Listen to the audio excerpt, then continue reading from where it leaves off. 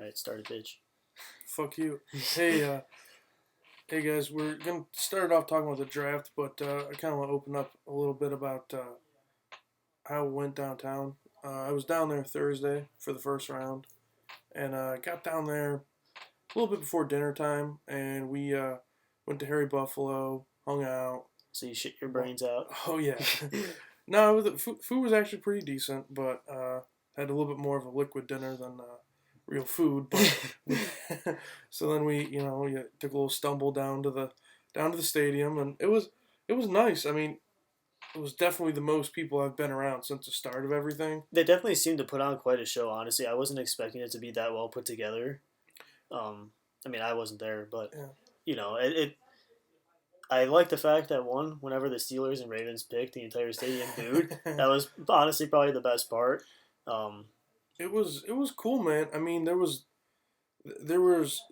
you look around and you see a couple different fans and other teams, but I mean, it was just all orange and brown. I mean, yeah, you saw some Steelers fans. I mean, a couple were my uncles, but it was cool. A lot of people. It was really neat.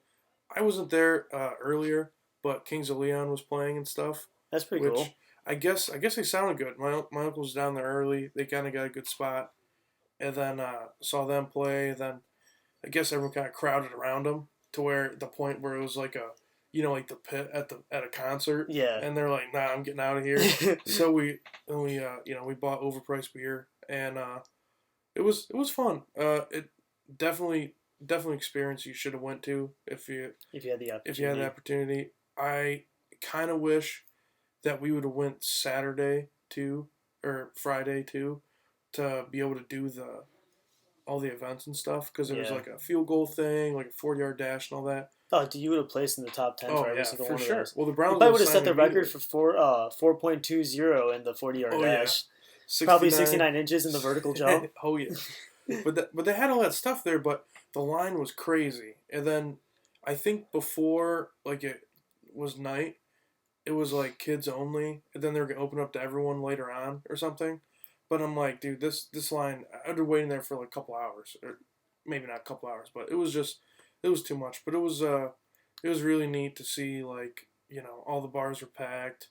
Sure, Cleveland made a lot of money. What was the reaction to the first pick? I mean, everyone's cheering. I don't know why. I heard a lot of cheering, but like, who really cares? I don't really care, Who was? honestly. What was the reaction for Trevor Lawrence? Like, was there That's any? what I'm saying. Yeah, Trevor Okay. Lawrence. Like the first pick, like, I didn't Was there any reaction for Justin Fields? for Justin Fields. Yeah, oh yeah. We were in the stadium at that time, and there was a there was a couple of Patriots fans that were standing like I don't know like 10 feet away from me, and that's how I knew that he got drafted because I was waiting for someone outside the bathroom, and this Patriots fan's like no, he's yelling and swearing. Their Cam Newton replacement guy took like 2 picks before them. Yeah, and I go outside and I see like Justin Fields on the TV, or I was like, oh, what happened? He's like, Justin Fields. Oh, I'm like, oh, that's awesome. Honestly, I think the Bears got a steal getting him at 13. I even so, if you guys don't know, Justin Fields had some controversy before the draft, not only due to some people saying he was inconsistent and some people didn't think that he'd be, a great NFL quarterback, but he also um, kind of hid the fact that he had epilepsy. Well, I don't know if he hit it Well, maybe he necessarily. didn't hide it, but it wasn't well known, right? Yeah. And it wasn't something that a lot of people brought up until like the week before the draft. Hmm. So that caused a lot of people to have him slide on their boards. But even still, I thought like, the 49ers being, Kyle Shanahan and liking he likes to have a strong arm passer who likes to move around. Hmm. I mean, he did great with Matt Ryan in Atlanta, but let's face it, Matt Ryan, Hmm. he would if he had a mobile quarterback in that situation, that team probably would have won the Super Bowl against the Patriots instead of losing, or just a quarterback who could show up in the clutch and not be Matty Ice. Matt Ryan Um, is like a giraffe. I don't know. There's just something about him. It's like he's like looks just delicate. I don't know. There's something about him. Looks like he could break he in kind like of two does. seconds. You know what I mean?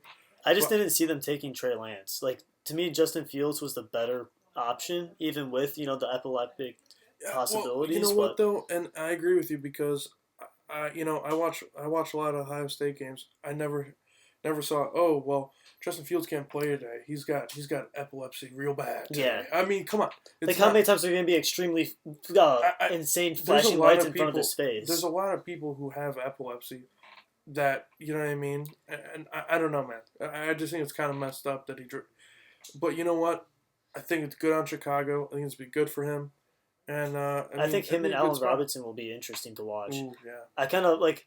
I'm not a big Bears fan. I've kind of always hated the Bears just Hmm. because. Okay, well, let's back up a second. I was never a Bears fan until they drafted Trubisky, right? I'm not a Trubisky fan, but we grew up kind of not too far from him, like 10 minutes from him. So we kind of watched him play in high school. My buddy played against him. So it's kind of one of those things where you're rooting for the kid from around Hmm. the block, you know, to do well. So I kind of would watch, a Bears game whenever they were on just to support Mitchell Hmm. Trubisky. And now that he's gone, I was like, well, I have no reason to watch Bears games anymore. Awesome. Yeah. Now I don't have to watch them because I don't really care. But Uh, then they draft Justin Fields. I'm like, this is interesting now. Like Matt Nagy now has a quarterback mhm. that's a much more capable version of Mitch Trubisky. Like he's a more mobile, more accurate, Oh, dude, stronger arm. he's not. I would say he's a totally different quarterback than Mitch Trubisky. Well, that's I know, but that's like what I'm saying. Like he has a Yeah, capable quarterback to do what he wants him to do now, I and I mean, think that makes that that. offense a lot more He kind of interesting. had that in Andy Dalton, the goat, the Red Rifle. The Red Rifle. Yeah. I don't think the Red Rifle is going to be running for close to 100 yards in any games. Oh Let's come be on, honest here. just the gingerness will get him yards just based on that. I mean, that's how I like to pick my quarterbacks.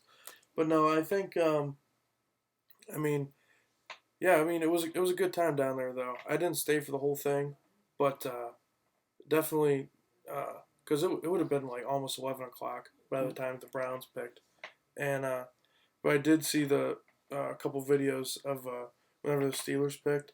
I mean, just boo! I mean, it was great, They and walked out there with the terrible towels, and everybody's just boo. The entire stadium. I bet you people freaking 30 miles away could hear that. but yeah, I mean, I still kind of I mean that guy they picked up from Alabama. I mean, really great story with him. He did a mini documentary series, and it's really cool. I watched a little bit of it the other day, but I mean, to get a running back in the first round, whenever you have like no O line, an It doesn't aging make much quarterback, sense. it doesn't make sense to me. I mean, yeah, you definitely needed a running back, but you can do that in free agency. You can do that with trades. It doesn't make sense to get a running back in the first round unless you already Unless are you pretty have, stacked. yeah, yeah. So what do you think about Greg Newsom then? I mean, you can't really go wrong with a good corner. You know, Yeah, if he is what you think he is, um, then that's a great pick. I think if you line anyone up across from Ward, they're gonna look good. But you got he does. Troy Hill now. You got all these guys. Greedy Williams. Well, Greedy. You don't know what he is. Yeah, but now he's gonna be behind probably Troy Hill, Denzel Ward, and possibly even Greg Newsom, which Yeah, he looked okay his rookie year as a number two. If he's the number four, he's gonna look really good. yeah. And especially because Joe Woods loves to play dime package and nickel packages, right? Hmm. So he likes to have a lot of defensive backs on the field with Greedy, with Delpit, with uh, James or John, I can't John remember. Johnson. John Johnson, Troy Hill, Denzel Ward, Greg Newsom. With all those guys out there, you're gonna have a pretty locked down set of defensive backs on the field, and that just gives because Miles Garrett had like I don't remember. I know he was top three in fastest time to the quarterback, Hmm. but the problem is that with horrible defensive backs and only having Denzel Ward on the roster last year, literally the Hmm. only like defensive back that was worth a damn on the team last year, Hmm. all you had to do was checkdowns. Like Hmm. Miles Garrett could get there in 2.8 seconds, but they would throw it in 2.6, and then it didn't matter. And you can't really be much faster than 2.8 seconds. Like that's asking a lot. No matter if you're a transcending player or not, that's asking a lot of a player. And now that you have defensive backs back there, not only can Miles Garrett still get there in 2.8 seconds, but now the quarterback's going to be holding it for three. seconds. And that means that when he gets there, there's going to be a quarterback to hit with a ball in his hand. Mm-hmm. Well, and now, the game's kind of geared more towards like that super athletic tight end, that the almost wide receiver tight end, and picking up JOK was like the best move. I think in the long run he'll end up being the more important player on this team. Oh, I agree. I mean, to be able to have a linebacker who can like legit cover somebody, that is huge. He's someone you could put up against an Evan Ingram. He's someone you could put up against Kelsey. a Kelsey. Maybe not. You can't really lock Kelsey down. Well, Kelsey's also like 6'8". That's asking. That's still asking a lot. JOK is only 6'1". So like that's. He plays big though. He's not. He's super like. Well, yeah, he's got extreme athleticism. Like he plays a lot bigger than he is. But Darren Waller, that's who I was thinking of. He would be a really good matchup against Darren Waller because Darren Waller is still taller, but not that much taller. Right. Kelsey's the best. Yeah. Kelsey's Gronk. Yeah, he's the best tight end in the league because he's Gronk with speed. Yeah. And that's just almost impossible to defend.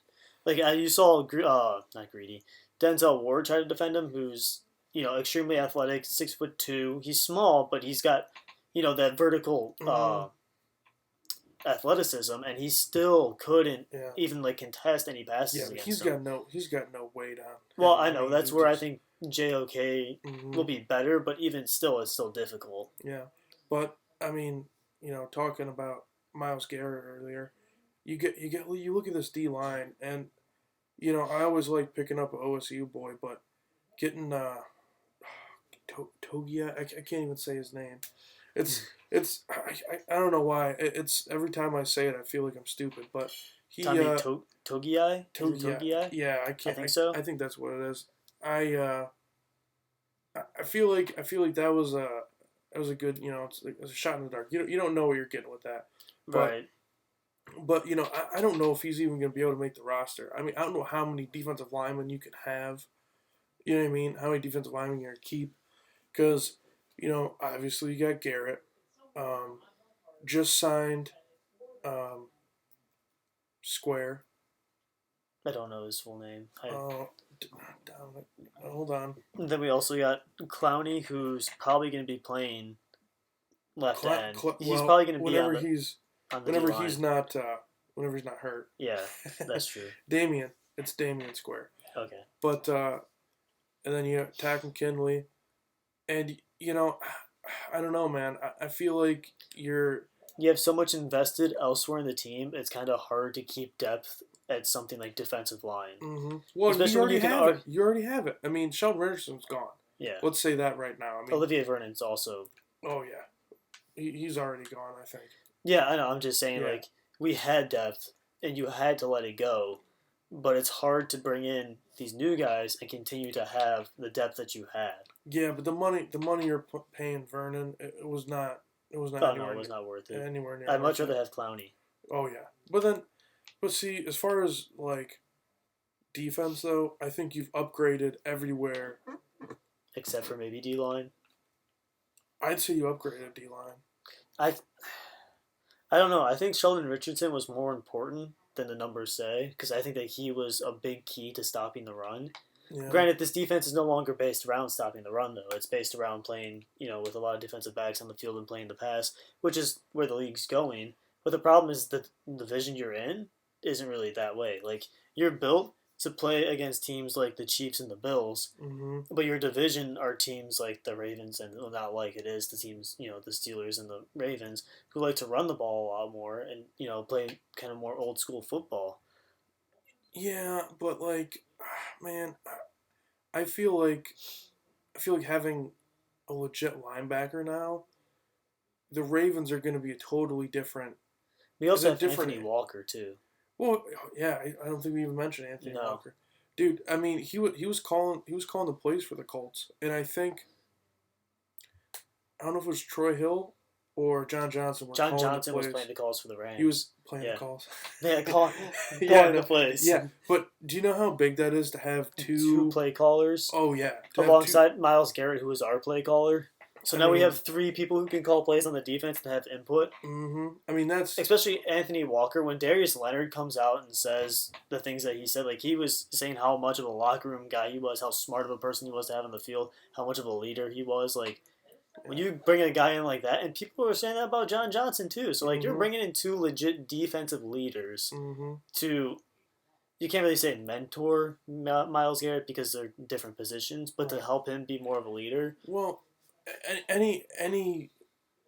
I really like veterans. You know, when it comes to veterans coming to a team, and it's different. It's different when it's a veteran who's just there for a paycheck because, I mean, look at, I mean, you know, like Kenny Britt back in the day, Oh Jesus Dwayne Christ! Bowe. I mean, there's They were literally just there to sit on a bench and collect money. They really yeah. didn't even want to play. Oh yeah, I mean, there's a difference between that and then like, I mean, you know, back in the day, like, I don't know, but what Jerome I'm trying Harrison. yeah, or like Jamal Lewis or Yeah.